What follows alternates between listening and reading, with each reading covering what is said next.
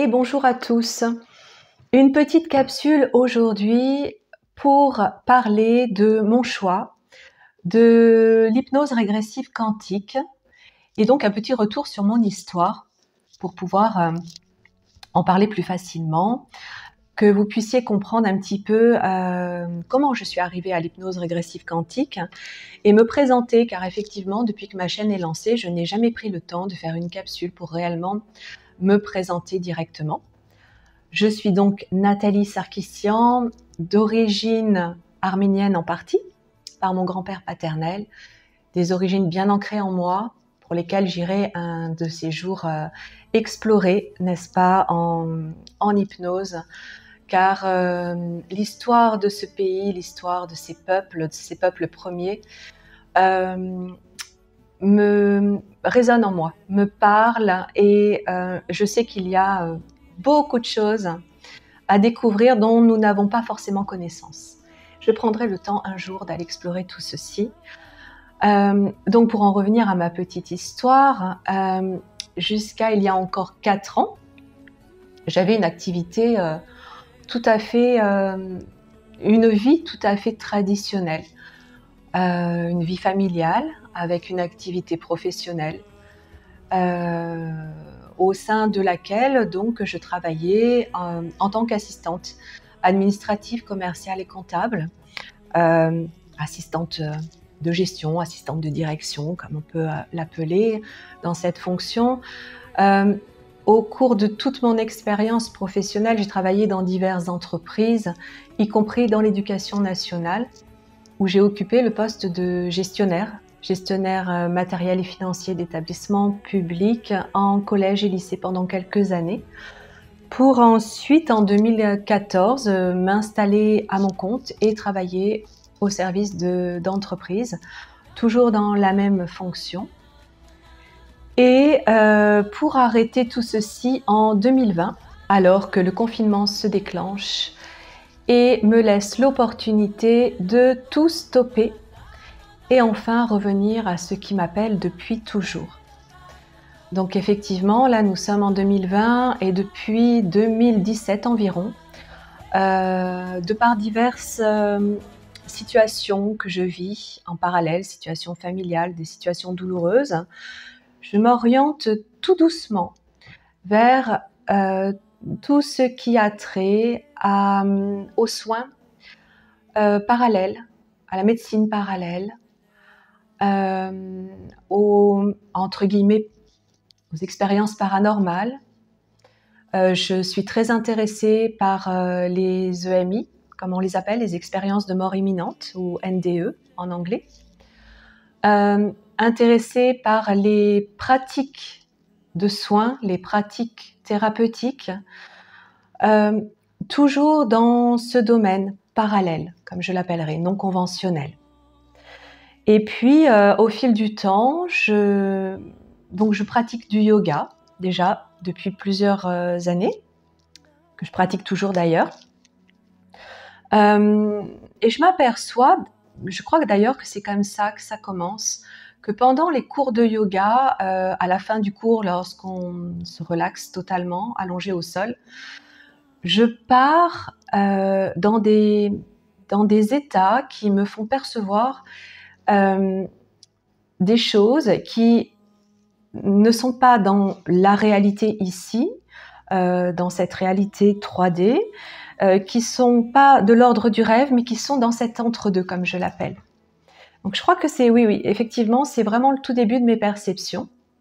Donc j'en parle d'ailleurs à ma prof de yoga, je lui explique, et elle n'est pas très étonnée. Puis, en parallèle de tout cela, donc je m'intéresse aux soins aussi, aux soins énergétiques. Je m'aperçois que j'ai envie de masser, j'ai envie de soulager. Et je commence par les massages sur mes proches, sur ma famille, mes amis. Et lorsqu'ils ont des maux, des petites choses qui les embêtent, qui sont bloquées, qui leur font mal. Donc, je commence à pratiquer des massages et je m'aperçois que c'est efficace, que ça débloque. Je m'aperçois même que j'arrive à débloquer des acouphènes en massant les rochers derrière les oreilles. Et puis petit à petit, je commence à pratiquer sans toucher. Je sens que quelque chose passe et je pratique à distance. Et je m'aperçois là aussi qu'il y a des effets bénéfiques à distance, c'est-à-dire à même des centaines de kilomètres par téléphone. Et tout doucement, je m'oriente vers des pratiques où je participe à des ateliers énergétiques, où je rencontre médiums, énergéticiens, magnétiseurs, hypnothérapeutes. Pour moi, j'expérimente. J'ai moi-même, pendant quelques années, été accompagnée de thérapeutes, psychologues, psychiatres. J'ai toujours été intéressée par tout ce domaine qui concerne le psychisme. Et j'ai été donc accompagnée pour différentes peurs, je dirais, des mémoires sur lesquelles, en tout cas des ressentis liés à des mémoires que je n'arrivais pas à comprendre. Et je me suis aperçue que ces pratiques, outre le fait qu'elles soient précieuses et bénéfiques, n'allaient pas suffisamment en profondeur. Et donc, tout en continuant là sur le déroulement de mon expérience, on arrive en 2020 où je fais cette pause donc de par ce confinement et je m'aperçois que cette pause, en fait, je l'attendais depuis toujours. C'était le moment pour moi de faire revivre ce qui était là, prêt à jaillir, mais enfermé, renfermé, de par l'éducation, de par la culture, de par le formatage dans lequel on vit, de par notre schéma sociétal.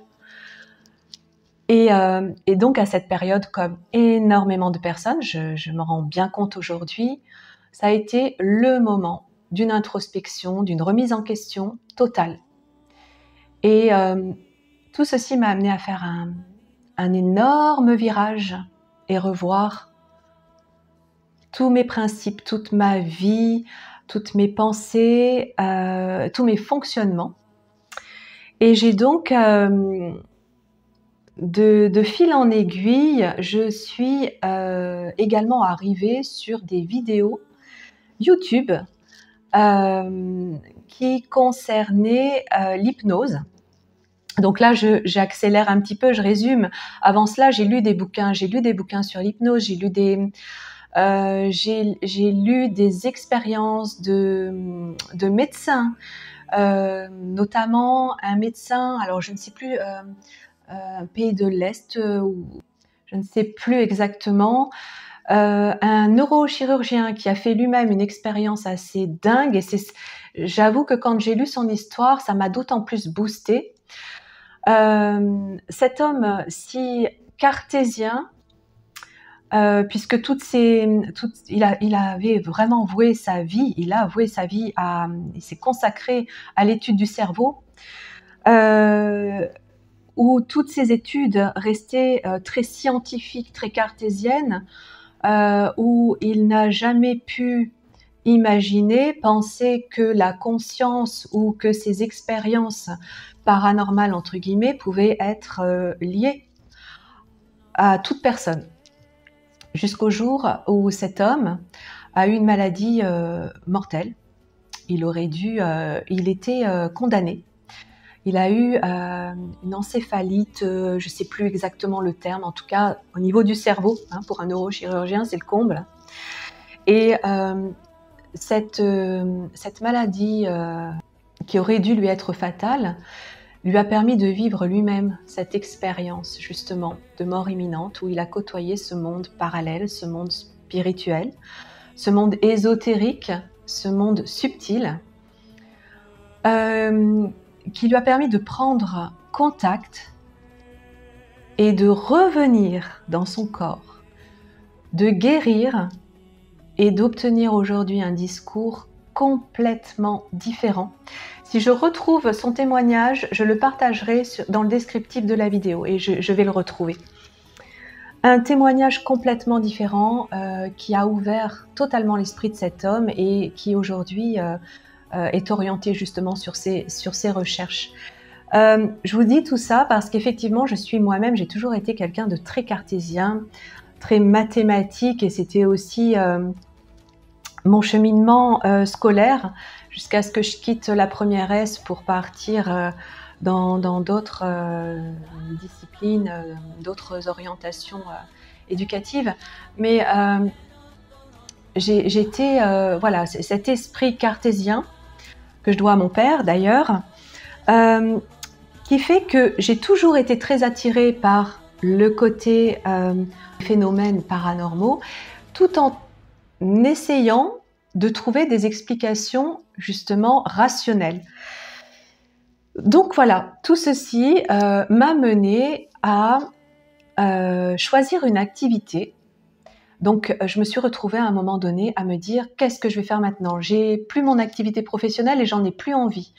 Je découvre que j'ai des potentiels extrasensoriels parce qu'ils se sont ouverts avec une vitesse phénoménale, où je me suis mise à capter de l'information la nuit. Je me réveillais pour écrire des textes et des textes et des textes que j'ai partagés d'ailleurs sur ma chaîne et que je continue quand j'ai le temps, quand je peux m'y disposer à écrire dans ces états modifiés de conscience, dans ces méditations. Je me suis donc aperçue que je canalisais quelque part. Donc oui, je me branche sur un canal. Ça se fait tout seul, ça se fait naturellement et je capte de l'information à partir de moi-même, entre autres, de ma partie subtile qui elle-même me transmet à partir de ce champ informationnel universel sur lequel je suis connectée. Et j'ai reçu pendant des mois, donc entre mars 2020 et juillet 2020, je dirais, des choses très personnelles qui m'accompagnaient sur ma nouvelle voie, justement, et qui m'apprenaient énormément de choses, qui m'amenaient des connaissances que je n'avais pas, d'ordre métaphysique, d'ordre spirituel, des informations qui pouvaient être liées aux écrits que l'on peut retrouver dans la Bible aussi, en dehors de l'aspect fermé, dogmatique de la religion. Comme pour me préparer, comme pour m'initier. Et puis, j'ai rencontré aussi diverses personnes que j'ai pu côtoyer, qui m'ont accompagnée en ce sens, qui m'ont ouverte, d'autant plus à cette science. Je l'appellerai science, c'est une étude, hein. Ce sont des recherches. Cette science ésotérique qui m'appelait depuis toujours. Et donc je me suis dit, qu'est-ce que je vais faire maintenant? Mon activité jusqu'ici très pragmatique m'intéresse plus. J'ai envie de travailler au service d'autrui. J'ai envie d'aider les gens. J'avais développé également depuis 2 ans, en parallèle de mon activité professionnelle, une activité de photographe. Et j'ai été photographe professionnelle pendant quelques temps. Et donc, je me suis dit, pourquoi pas allier. C'était une passion avant tout, hein. La photo est une passion chez moi, elle l'est toujours. Je me suis depuis formée à l'astrophotographie, je m'oriente vers la macrophoto. Enfin, c'est vraiment quelque chose que j'adore. J'ai fait des portraits et ce que j'aimais au sein des portraits, c'était faire ressortir l'âme de la personne. Faire ressortir la partie enfermée de la personne pour qu'elle puisse se regarder et se voir avec ce nouveau visage, cette nouvelle apparence qui pouvait la faire s'aimer. Enfin voilà, tout un tas d'activités passionnantes.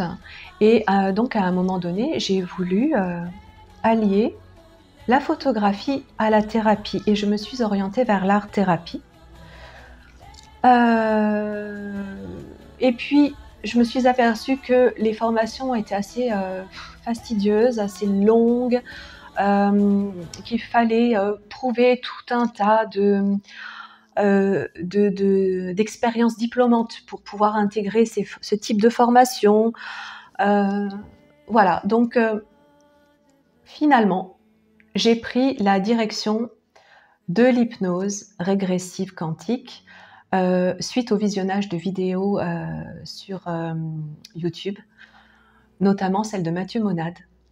Je crois que ce sont les premières vidéos d'hypnose régressive quantique que j'ai pu visionner et qui m'ont percuté, profondément percuté, comme beaucoup d'entre vous, je le sais. Je me suis rendu compte que ma voix était là et j'ai dû regarder des presque dizaines de vidéos par jour pendant plus d'1 an. Je m'en suis totalement imprégnée. Je me suis mise en immersion totale dans ces vidéos parce qu'elles m'ont passionnée. C'est cet état modifié de conscience que je connaissais en allant moi-même en méditation, en détente yoga ou dans l'entre-deux la nuit, qui m'a transportée aussi dans ces vidéos, cet état modifié de conscience que l'on peut atteindre par le biais de l'hypnose. C'était juste cette pratique qui m'a dit Nat, c'est ça qu'il faut que tu fasses, c'est ça. Alors, je me suis formée. Mathieu n'étant pas disponible à cette époque, donc là, je suis en juillet 2021. Je m'oriente d'abord vers Cécile, avec qui je travaille régulièrement, qui, elle, va m'entraîner à la télépathie. Elle a déjà l'habitude de travailler depuis plusieurs années. En ce sens, elle va m'entraîner à la télépathie. Et de là, je m'oriente vers la team Grifasi pour me former, pour compléter ma formation en tant qu'opératrice. Une formation très enrichissante. Ce groupe, cette team Grifasi, a une approche assez particulière puisque c'est une approche très orientée sur les attaques, les entités, les interférences. Donc là, en faisant cette formation, j'ai été plongée au cœur de tout ce qui m'intéressait le moins en fait. Et pour autant, c'était en même temps juste essentiel et très intéressant. Parce qu'effectivement, dans ce monde subtil, il y a tout et n'importe quoi. Donc, ça a été enrichissant pour moi de faire cette formation. Et je me suis très très vite lancée. Dans la foulée, donc ça fait maintenant tout juste 2 ans, et c'est aussi pour ça que je fais cette capsule aujourd'hui, je me suis lancée en créant ma chaîne. Tout d'abord, en partageant mes textes, en partageant les informations que je pouvais recevoir en méditation, la nuit, et puis en partageant mes sessions. Ce qui m'a fortement intéressée aussi au sein de l'hypnose régressive quantique ou l'état modifié de conscience, c'était cette possibilité d'aller chercher l'information, d'aller capter l'information sur tous les sujets possibles et inimaginables. Et comme je suis fondamentalement quelqu'un qui cherche, quelqu'un qui expérimente, quelqu'un qui a envie d'avoir des compréhensions, des explications, quelqu'un qui est passionné par cet aspect de la conscience, j'avais cette possibilité par le biais de cet outil de pratiquer les deux, à la fois les recherches, l'expérimentation, les enquêtes et la thérapie. Donc, aujourd'hui, je suis comblée par cette pratique qui fait totalement partie de ma vie maintenant. Pour en revenir à cette pratique auprès des personnes, auprès des consultants. Je suis au bout de environ 300 sessions clients maintenant, déjà réalisées. Je suis toujours aussi épatée par le résultat et par l'expérience du télépathe, par l'information du télépathe lorsqu'il est connecté à la partie subtile de la personne et à ce champ informationnel, épaté par les informations qu'il va ramener et qui vont parler à 90% à la consultante ou au consultant. Et c'est ça aussi qui m'a fortement convaincue, c'est que, ayant moi-même été accompagnée en thérapie par des thérapies conventionnelles, j'ai pu m'apercevoir qu'au travers de l'hypnose régressive, quantique comme on l'appelle, alors on dit régressive parce qu'on revient sur des vies antérieures, mais on pourrait dire parallèles, je me suis rendu compte qu'on allait encore plus en profondeur au niveau des mémoires, au niveau des impacts, au niveau de l'essence de la personne, et qu'en allant en profondeur au cœur de ces cellules, au cœur de ces mémoires cellulaires, on venait toucher et réveiller ce qui était endormi et ce qui, par conséquent, générait les schémas répétitifs, les schémas comportementaux, les blocages, tout ce qui pouvait venir bloquer la personne dans sa vie aujourd'hui, dans son incarnation. J'en suis encore ébahie aujourd'hui de voir à quel point on peut pénétrer avec évidemment l'accord de la personne, on peut pénétrer dans son intimité, au cœur de sa conscience, et se connecter donc à cette partie d'elle qui nous appelle, en corrélation avec son incarnation, sa part physique et sa part éthérique, et venir lui montrer, lui transmettre toutes ces informations qu'elle a besoin d'entendre pendant ce rendez-vous, pendant cette session.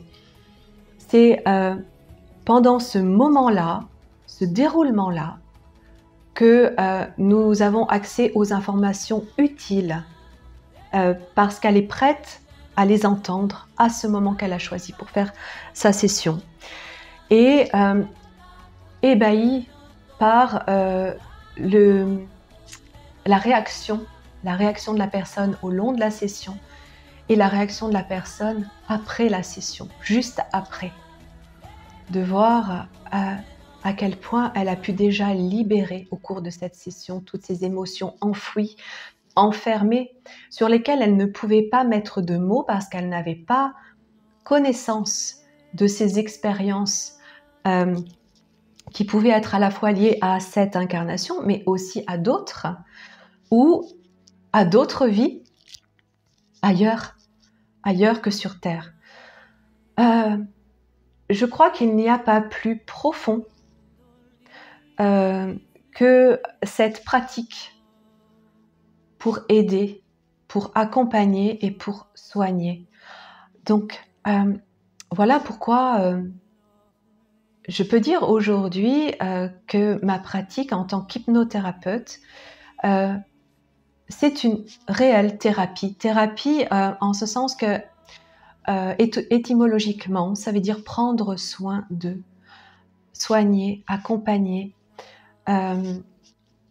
C'est vraiment ce que l'on fait. On accompagne, on fait du bien, on soigne du mieux qu'on peut, avec tout notre cœur, puisque c'est par le biais du cœur que l'on peut le faire idéalement, puisque c'est cette connexion à partir du cœur qui nous permet d'avoir autant de justesse d'information, autant de précision d'information et qui nous permet d'être si bien connectés aussi à la personne qui vient nous voir.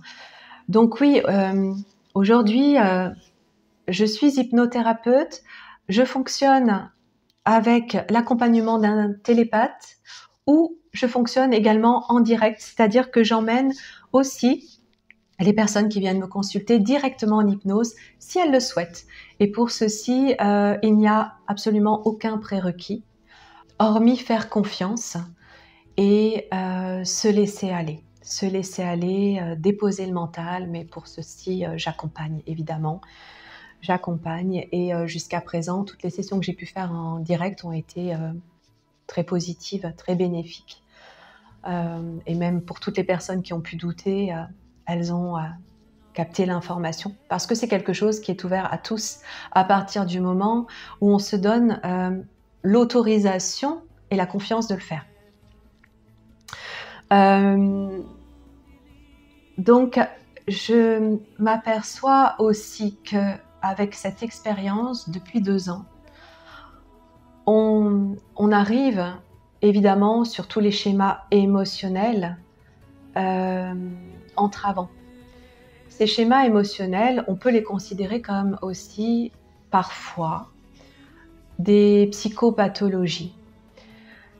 Et ces psychopathologies, quand on arrive à les observer donc par le biais de l'hypnose, de l'état modifié de conscience, on s'aperçoit que ça va bien au-delà du métabolisme, ça va bien au-delà du cerveau dans sa construction physique, dans sa construction neuronale, ça va bien au-delà de ça. Et c'est là aussi où je me permets de dire que les thérapies conventionnelles peuvent avoir leurs limites parce que, en tout cas pour les thérapeutes qui ne sont pas ouverts à ce potentiel, à ce champ de conscience qui peut ouvrir sur d'autres perspectives que le métabolisme. Et ça m'a permis donc en hypnose, en étant télépathe moi-même, d'observer qu'il y a une cause ésotérique à tous ces schémas psychopathologiques et que cette cause, elle n'est pas belle. Que cette cause, ce sont ces mémoires provoquées par des traumatismes, par de lourdes interférences qui se sont logées derrière, par des traumatismes, par des tortures mentales.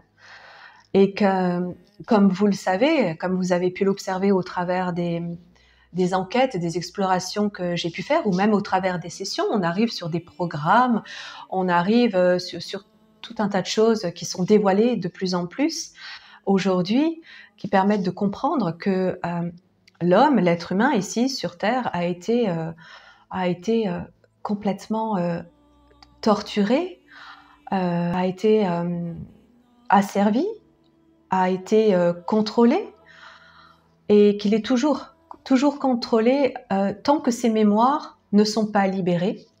Elles sont toujours actives. Peu importe les entités, les interférences, qui est à l'origine ou quand, comment, sur quel plan, peu importe, tant que les mémoires ne sont pas libérées, les traumatismes sont encore actifs et amènent à des psychopathologies. Pas toujours, fort heureusement, si la personne, ici dans son incarnation, a la chance d'avoir eu une éducation, je dirais, suffisamment stable, suffisamment aimante. Dans ce cadre-là, elle sera moins impactée qu'une autre personne qui aura eu une éducation ou un environnement familial totalement déplorable, où cet enfant n'aura pas eu d'attention, n'aura pas reçu l'amour qu'il aurait espéré, aura été laissé de côté, aura été abandonné ou aura été abusé. Donc oui, ça va bien au-delà de l'aspect neurologique, de l'aspect des connexions du cerveau. ça va au-delà, parce que la conscience, elle est à la fois dans le cerveau, elle passe par le cerveau. Le cerveau est notre interface, et c'est cette interface qui nous permet justement de nous connecter à cet autre plan. Donc la conscience, elle est partout, elle est en nous, elle est au sein de chacune de nos cellules, et elle est partout à la fois. Et c'est cet aspect qui est très très intéressant d'étudier lorsque l'on est en état modifié de conscience. L'hypnose est donc l'outil qui nous permet d'atteindre facilement et rapidement cet état modifié de conscience, et donc qui peut être pratiqué auprès de n'importe quelle personne qui désire l'expérimenter. Donc voilà, ça fait 2 ans maintenant que je pratique, et que je suis totalement passionnée par ce que je fais, et que je souhaite évidemment continuer toutes ces sessions. Je pratique en parallèle, j'anime avec mes collègues opérateurs aussi des ateliers d'entraînement à la télépathie environ 1 fois par mois, ce qui me permet aussi de varier un petit peu mon activité. Je suis moi-même télépathe en session client. Je suis donc aussi opératrice pour la plupart de mes sessions. Pour en revenir à ces ateliers, donc nous les pratiquons environ 1 fois par mois, à raison de 4 inscrits par atelier. Voilà, je ne souhaitais pas animer des ateliers plus nombreux, car je trouve que cet aspect chaleureux, cet aspect familial est très important. Cet aspect humain est très très important.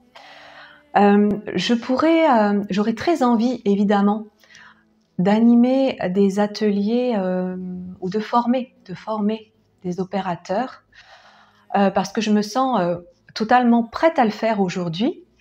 Or, je me dis que si je m'oriente sur des formations opérateurs, des ateliers télépathie, je n'aurai plus suffisamment de place pour les sessions, et les sessions pour les consultants, pour ces personnes qui ont besoin d'aide, c'est vraiment ce qui m'anime le plus en fait aujourd'hui. Donc je vous orienterai pour les personnes qui sont intéressées par ces formations d'opérateurs.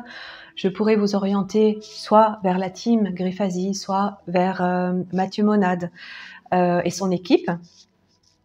Je n'en connais pas d'autres, et sans doute qu'il doit y avoir d'autres personnes qui pratiquent ces formations-là. Simplement pour vous dire qu'on ne s'improvise pas opérateur. Attention, je prône l'autodidaxie. J'ai appris énormément par moi-même, et lorsque j'ai réalisé cette formation chez la team, je me suis aperçue que je connaissais déjà le travail, il était déjà en moi, parce que cette activité, elle est avant tout animée par l'intuition, par la connexion du cœur, par la guidance intérieure, et que si on ne pratique pas cette activité d'opérateur avec cette connexion, je dirais que ça ne sert à rien de la pratiquer. Quoi qu'il en soit, il y a des réflexes à adopter en cas d'urgence, par exemple. Parce qu'on peut tout à fait se retrouver confronté à une situation où, lorsqu'on emmène la personne en direct, ou simplement le télépathe lui-même peut être tout à coup attaqué et subir une attaque telle que, à ce moment-là, l'opérateur a vraiment besoin d'avoir ces réflexes qui vont le sortir immédiatement de cette situation, y compris donc et surtout pour la personne, le consultant qui n'a pas l'habitude et qui vit des blocages tellement puissants qu'il peut y avoir quelquefois des cas de possession, et que lorsqu'on est confronté à ces situations-là, il est important d'avoir ces réflexes et de capter par nous-mêmes aussi ce qu'il se passe, donc d'être suffisamment connecté pour capter ce qu'il se passe et vite mettre fin à cette situation qui peut mettre la personne en danger. Donc voilà, c'est important d'apprendre ces réflexes, même si on peut les apprendre hein, par soi-même, bien sûr. Mais quand je dis on ne s'improvise pas opérateur, on ne se lance pas du jour au lendemain opérateur sans qu'on ait suffisamment cheminé sur cette pratique. Voilà, ça, je tenais donc à le transmettre. Je voulais aussi dire que par la connexion aux parties subliminales, lorsque l'on est télépathe, ces parties subtiles nous transmettent énormément d'amour, de connaissances et nous font aussi beaucoup de bien. Donc, une session d'hypnose régressive, c'est avant tout un échange, un partage. Il n'y a pas de notion de thérapeute-patient. Non, il n'y a pas de notion de hiérarchie. C'est un réel partage, un accompagnement mutuel.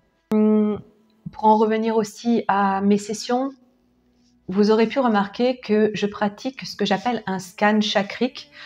Ce scan qui permet d'aller voir donc le corps énergétique de la personne. Je demande au télépathe d'aller scanner son corps à partir des pieds, de remonter jusqu'à la tête en s'arrêtant sur chacun des chakras. C'est quelque chose qui m'a été soufflé par ma propre guidance dès le départ et qui me semblait être juste essentiel.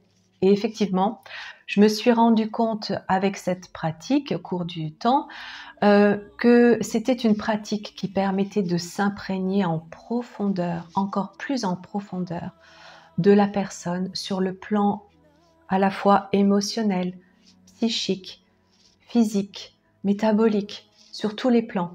Et c'est cette imprégnation qui permet de transmettre une information encore plus juste, plus précise. Donc voilà, ça c'est quelque chose que j'ai pu développer, que je conseille d'ailleurs de faire à tous les collègues qui peut-être le pratiquent pas encore, parce que c'est vraiment très très très profond. En ce qui concerne la période de métabolisation, donc cette période qui intervient juste au terme de la session, c'est cette période qui va permettre l'intégration de toutes les informations qui auront été communiquées pendant la session sur le plan physique. Parce qu'effectivement, sur le plan subtil, c'est déjà en place. Et c'est aussi pour ça qu'on l'appelle quantique, cette hypnose, parce que c'est cet aspect quantique qui permet de rejoindre ce que l'on appelle l'intrication quantique.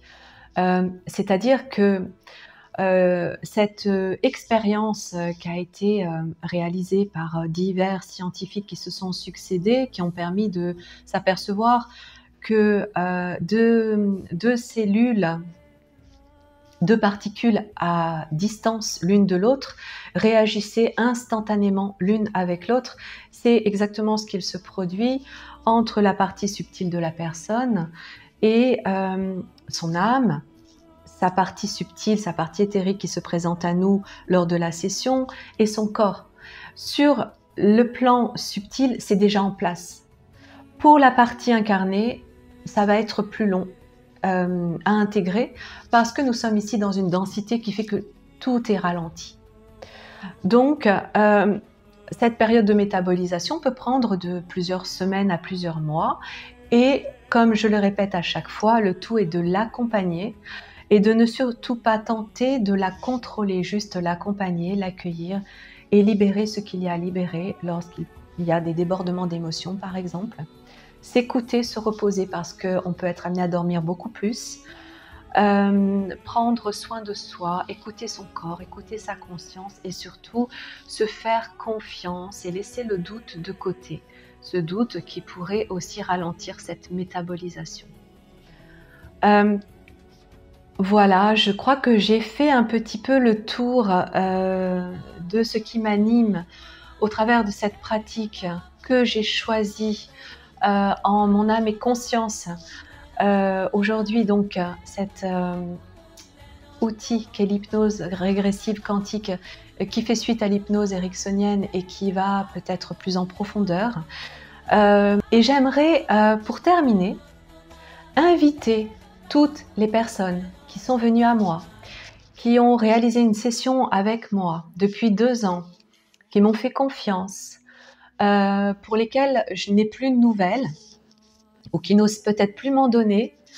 J'aimerais les inviter, vous inviter à venir commenter cette capsule pour me dire comment vous allez aujourd'hui, rapidement, en résumant un petit peu, bien sûr, me dire ce que cela a pu changer, si effectivement cette session vous a changé quelque chose pour vous, en vous, et si cela vous a permis d'avancer, surtout d'avancer, et de vous reconnaître, de vous reconnecter et de vous sentir mieux aujourd'hui. Je serais vraiment très très heureuse de le savoir, d'en savoir plus. Alors surtout n'hésitez pas à le commenter, à me le partager par le biais des commentaires sous la vidéo. Cela pourra aussi conforter sans doute d'autres personnes qui sont encore aujourd'hui dans l'hésitation de venir ou pas. Sachez que je reprendrai les rendez-vous à partir du 2 janvier pour placer ces nouveaux rendez-vous à partir du mois de février, puisque mon planning est plein jusque fin janvier maintenant. Et je vous remercie à nouveau infiniment pour votre fidélité à me suivre sur ma chaîne, à partager tous vos commentaires qui me font tellement chaud au cœur, qui m'encouragent aussi à continuer de partager tout ce que je partage. Et prochainement, je reviendrai vers vous pour vous partager mes nouvelles perceptions, mes nouvelles méditations, mes nouvelles connexions. Je vous souhaite sur ce le meilleur, même si les énergies effectivement actuellement sont très lourdes, et ça on en a parlé et j'en parle lors de ma dernière capsule sur les visions un petit peu futuristes. Et oui, les choses vont bien en ce sens, comme je les perçois à ce moment-là, comme je les transmets dans cette capsule. Quoi qu'il en soit, ne jamais perdre confiance. Avant tout, garder confiance en soi, garder confiance en l'avenir, en ce qui se profile et surtout en notre lien collectif, parce que ce collectif est ce qui donne toute la puissance et toute la force de nos connexions. Et nous sommes tous ensemble, on se donne tous la main pour s'orienter vers cette voie de libération. Je vous souhaite le meilleur, je vous souhaite une excellente fin de journée et je vous dis à très bientôt et merci de m'avoir écouté jusqu'au bout. Je vous aime.